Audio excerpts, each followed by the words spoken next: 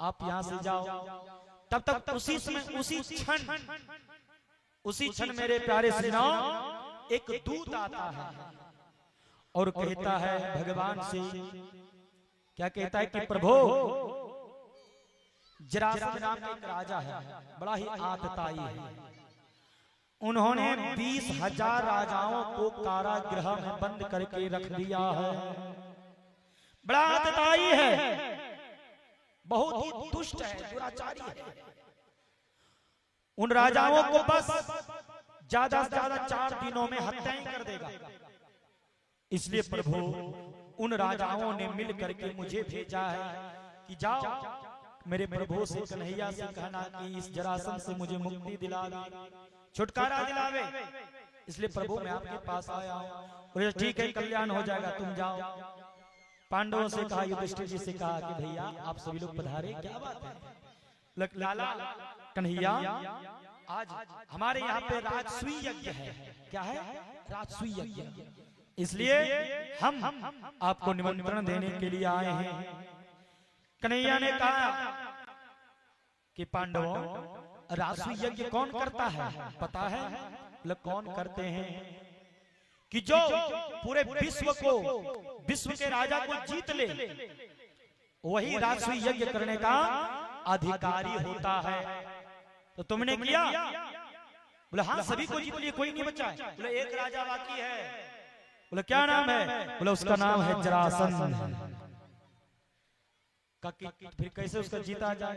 कन्हैया ने कहा तो मैं तो युद्ध करूंगा नहीं, क्योंकि मैं तो पहले ही रण छोड़ कहला गए हैं। जरासंध से पहले ही युद्ध हो गया था, इसलिए तुम्हें लोग को युद्ध करना पड़ेगा। बोले कैसे? बोले युद्ध वो तो देगा नहीं, बोले भिक्षा मांगेंगे। बोले कैसे? बोले ब्राह्मण का रूप धारण करके, और जैसे ही वो हम लोगों को भिक्षा दे देगा युद्ध का, फिर अपने रूप में आकर के युद्ध करेंगे। ठीक है। भीम जी, अर्जुन जी और कन्हैया चल पड़े मेरे प्यारे सजनों। जरासंध से जाके भिक्षा मांगे रूप बदल करके। जरासंध ने कहा क्या चाहते हो ब्राह्मण? बोला हमें कुछ नहीं चाहिए, हमें तो युद्ध की भिक्षा चाहिए।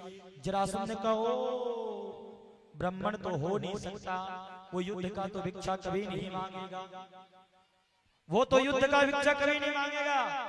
लगता है इस ब्राह्मण के रूप में अंदर कोई और ही छुपा हुआ है, और कुछ पहचाना जाना सा लग रहा है, कुछ पहचान रहा हूं। लगता है कि तुम वही हो ना रण छोड़ कन्हैया? बोले सही पहचाने, मैं वही कृष्ण हूँ। ये तो लगता है मोटा ताजा ये भीम है। बोला हाँ वही है। बोले ये तो लगता है गांडीवधारी अर्जुन है। बोला हाँ। बोले ठीक है, आप अगर ब्राह्मण का रूप धारण कर भिक्षा मांग रहे हैं तो हम कभी भी ब्राह्मणों को अपने दरवाजे से खाली हाथ नहीं लौटाते, क्योंकि आज हमने तुम पे भी अगर विजय प्राप्त किया तो वह ब्राह्मणों के अनुष्ठान की कृपा से, क्योंकि ब्राह्मण अगर अनुष्ठान पे नहीं बैठते और हम तुमसे युद्ध नहीं करते तो आज हार जाते। कन्हैया ने कहा कि तुमने तो ब्राह्मणों से कहा था कि अगर हम कन्हैया पर अगर जीत के नहीं आए तो तुम सभी को काट देंगे, तो हम ही खुद भाग करके आ गए ब्राह्मणों को बचाने के लिए कि पता नहीं तुम काट दोगे, अगर हार के जाओगे तो ये तो मेरी कृपा है, तुम अपनी कृपा समझे तो कोई बात नहीं। मेरे प्यारे जरासंध ने कहा कि कौन युद्ध करेगा? तुम तो कर नहीं सकते, तुम तो रण छोड़ हो 17 बार, तुम तो रण छोड़ 18वें बार तो भाग गया था। अरे भाई भगोड़े व्यक्ति से हम लड़ते नहीं।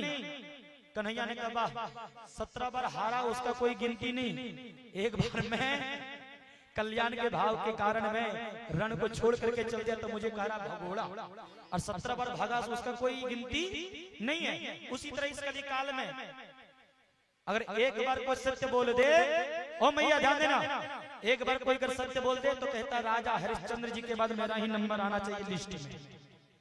99 बार झूठ बोला उसका कोई गिनती नहीं है। वही कह रहा जरासंध, ये भगोड़े से लड़ नहीं सकते। कन्हैया ने कहा कि तो फिर और कोई चुन लो इन दोनों में से। बोला अर्जुन तो लड़ नहीं सकती, तो पतला दुबला हमारे लायक है ही नहीं, एक भीम बच्चा है, इससे थोड़ा सा आनंद आएगा युद्ध करने में। मेरे प्यारे सुनो, भगवान ने कहा ठीक है। आज रात्रि विश्राम हुआ, मेरे प्यारे सुनो विश्राम हुई और विश्राम में जरासंध, भीम जी, अर्जुन और कन्हैया साथ में बैठ करके पंगत करते हैं और सुबह होते ही युद्ध चालू हो जाता है। एक दूसरे को दुश्मन की तरह देखते हैं और शाम होते ही जरासंध अतिथि सेवा करता है हाथ जोड़ करके और प्रेम से साथ में पाता है। और आज का दुश्मन देख लो, बड़ा ही खतरनाक है। और उसमें का देख लो मेरे प्यारे सुनो, आज तो पीठ पे खंजर चलाने के लिए तैयार है। पहले तो दुश्मन भी साथ में बैठ करके खाते थे रात्रि को। थोड़ा सा भी हो गया तो हम तुम्हारे काज प्रोजन में नहीं जाएंगे, हम तुमसे तो बात ही नहीं करेंगे, तुमसे ये नहीं करेंगे, तुमसे वो नहीं करेंगे। मेरे प्रश्नों, शास्त्रों को अध्ययन कीजिए और शास्त्रों के अनुसार अगर चलेंगे तो आपके जीवन में कल्याण ही कल्याण होगा। मेरे प्यारे सुनो, युद्ध करते करते हार गया, थक गया, भीम जी की हड्डियां टूटने लगी। जरासंध इतना टूटा भीम जी को। भीम जी को भी अहंकार था ना कि हम सभी को तो हम ही मारते हैं। कन्हैया ने कहा आप मारते तो आज मारो, थोड़ा मजा चख ले आप। कन्हैया ने अपनी शक्ति को थोड़ा छीन किया। भीम जी ने कहा रात्रि में कन्हैया लगता है कि आप मरवाने के लिए मुझे लाए हैं। अरे ये जरासंध मरता नहीं, कितने बार इसको चीर करके फेंक दिया फिर भी जुट जाता है और फिर युद्ध करने लगता है। इसको श्राप मिला जरासंध को। जरा नाम की एक राक्षसनी थी, उन्होंने एक बच्चा को देखा वहां पे फेंका हुआ चीर करके, उन्होंने अपने शक्ति के द्वारा उस बालक को जोड़ दिया।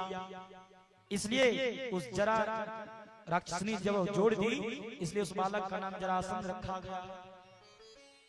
भीम जी कितना भी चीरते हैं, फाड़ते हैं, फिर जुड़ जाता, फिर युद्ध चालू हो जाता।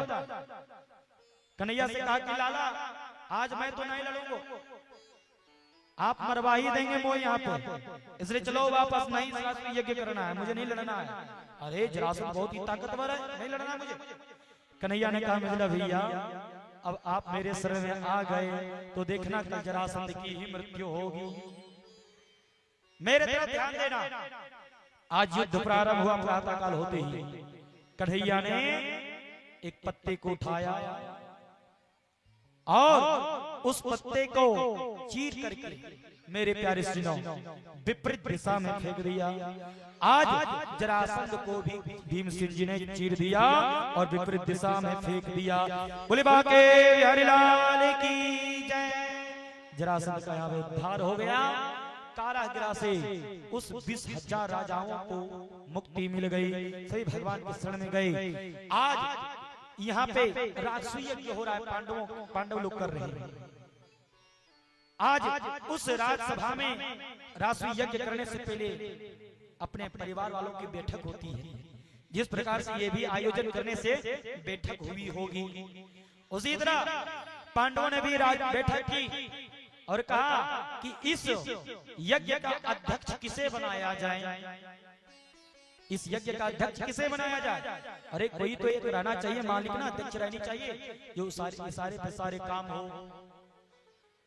तो सहदेव जी ने कह दिया अध्यक्ष कौन रहेगा। अरे अध्यक्ष कोई नहीं रहेगा, हमारे कन्हैया रहेंगे, हमारे वहां के बिहारी रहेंगे। उसी सभा में बैठा था शिशुपाल।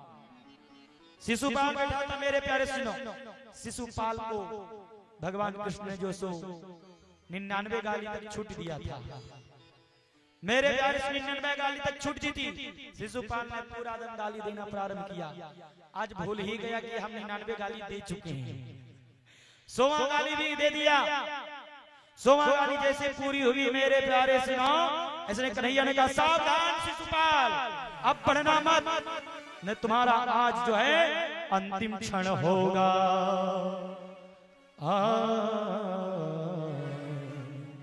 मेरे प्यारे सुनो,